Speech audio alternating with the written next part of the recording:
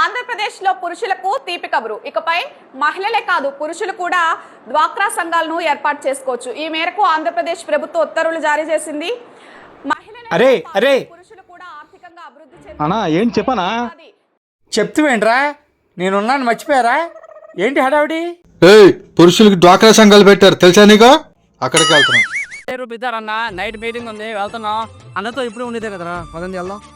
అరే ఈ స్కీమ్ గురించి ఇప్పుడే నేను చూస్తున్నారా?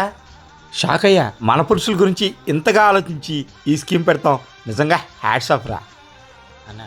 ఒకటన్నా వీళ్ళందరూ మళ్ళీ ఆ అమౌంట్ రిటర్న్ కడతారంటావా?